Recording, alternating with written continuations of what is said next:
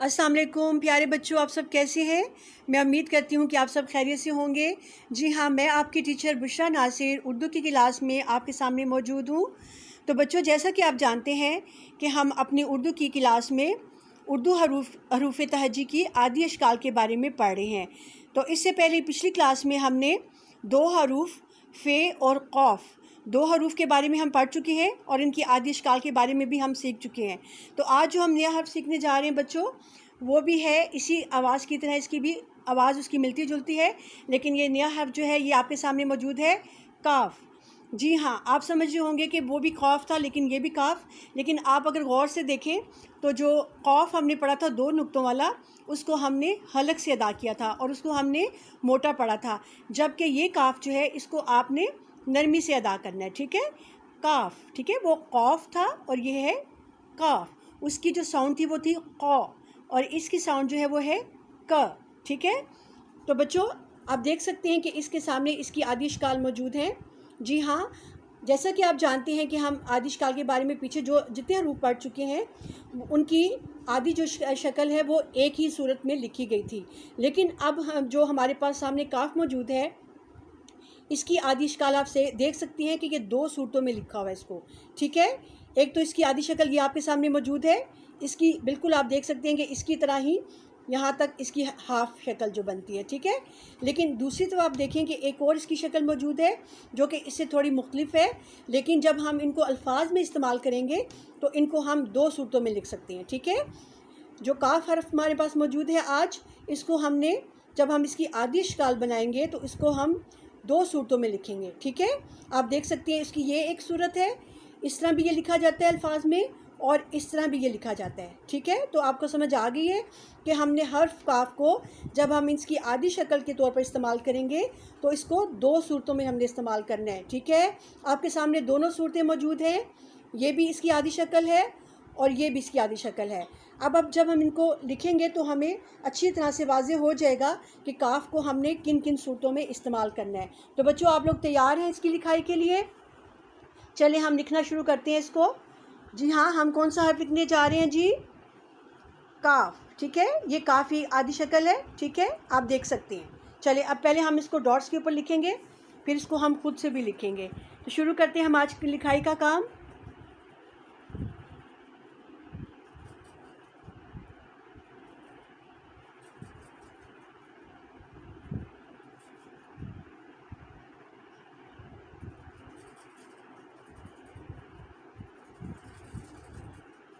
जी हाँ, ये देखिए काफ को हमने लिख लिया डॉट्स के ऊपर। अब हम नीचे हमारे पास एक ब्लैंक लाइन मौजूद है, सादा लाइन मौजूद है यहाँ पे। अब हम इसको खुद लिखने की कोशिश करते हैं।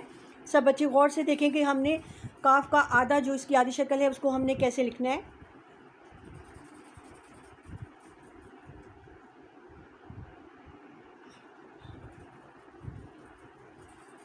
ठीक है, चलें जी, अब हम देखते हैं दूसरी तरफ हमारे पास मौजूद है काफ की दूसरी आदि शक्ल। ठीक है, ये भी इसकी आदि शक्ल शुमार होगी।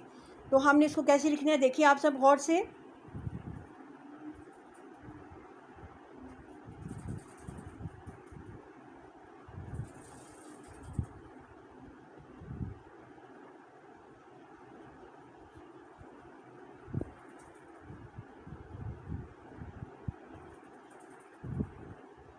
ये देखें जी, अब हमने इसको कंप्लीट कर लिया है।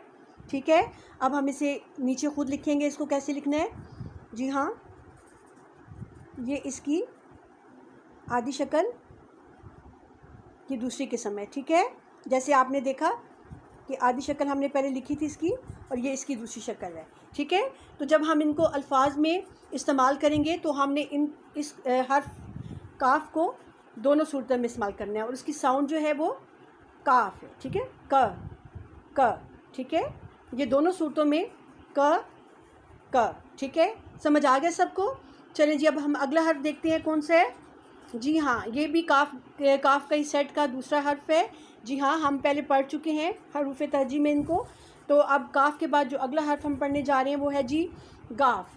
तो जिस तरह आप देख सकते हैं कि काफ की आगे भी इसकी दो अशकाल मौजूद हैं। ठीक है, इनको दो तरीक़ों से लिखा गया है। इसी तरह गाफ को भी जब हम आदि शकाल में लिखेंगे तो एक उसकी सूरत ये होगी, बिल्कुल इसकी तरह, इसी तरह जैसे ये पहली अपनी मुकम्मल सूरत में है, इसको हमने हाफ सूरत में लिखना है इसी तरह, जबकि दूसरे को हमने इस तरीके से लिखना है, ठीक है, जैसे काफ को लिखा था।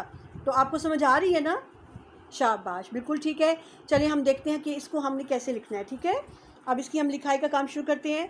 इसी तरह जैसे काफ को हमने लिखा था, उसके ऊपर एक लाइन थी, जब इसके ऊपर 2 लाइन्स हैं, ठीक है।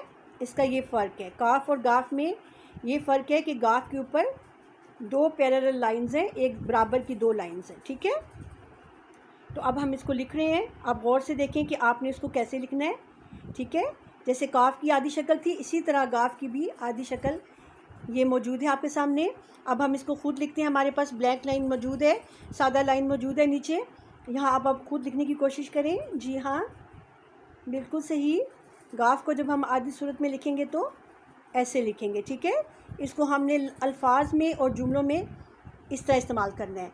अब आते चलते हम इसकी दूसरी शक्ल की तरफ। जी हाँ, ये इसकी दूसरी शक्ल सामने मौजूद है, ठीक है। अब हम इसको लिखने जा रहे हैं। सब बच्चे गौर से देखें कि इसको हमने कैसे लिखना है। जी हाँ, पहले जैसे हमने काफ को लिखा था, उसके ऊपर एक लाइन थी, जबकि इसके ऊपर 2 लाइनें मौजूद हैं। जी बिल्कुल सही कहा आपने। इसकी पहचान भी यही है काफ के बाद गाफ की, कि इसके ऊपर 2 लाइन्स हैं, ठीक है। बिल्कुल बराबर की 2 लाइन्स आपने इसके साथ लगानी है, तो इसकी शक्ल जो है वो कंप्लीट हो जाएगी, ठीक है। चलिए अब हम इसको खुद लिखने की कोशिश करते हैं, ठीक है।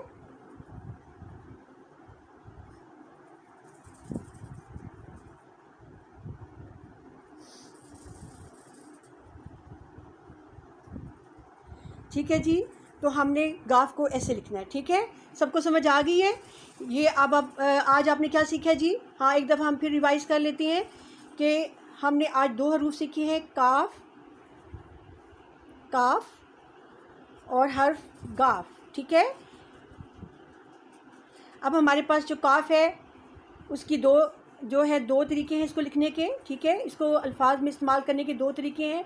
एक तो इसकी ये आधी शक्ल है और ये इसकी ये आधी शक्ल है, ठीक है। इसी तरह गाफ को जब हम इसकी आधी शक्ल में लिखेंगे, लफ्ज़ के अंदर इस्तेमाल करेंगे, तो उसको हमने ऐसे लिखना है, ठीक है। और इस तरह ये दूसरा इसका तरीका ये लिखने का है। तो मैं उम्मीद करती हूँ कि आज की क्लास में आपने काफ और गाफ की अच्छी तरह से प्रैक्टिस कर ली होगी और आपको इन दोनों हरूफ की अच्छी तरह से पहचान हो गई होगी कि हमने जब इनको आदि शकाल में लिखना है तो हमने इनको किस तरह से इस्तेमाल करना है। तो बच्चों, मैं उम्मीद करती हूँ कि आप घर जाकर इसकी अच्छी तरह से प्रैक्टिस करेंगे और कोशिश करें कि आप जितना लिखने की कोशिश करेंगे उतना आप इन हरूफ को बहुत जल्दी जो है वो सीख जाएंगे। तो इसके साथ ही मैं आपसे इजाज़त चाहती हूँ। अपना बहुत ख्याल रखें। अल्लाह हाफिज़।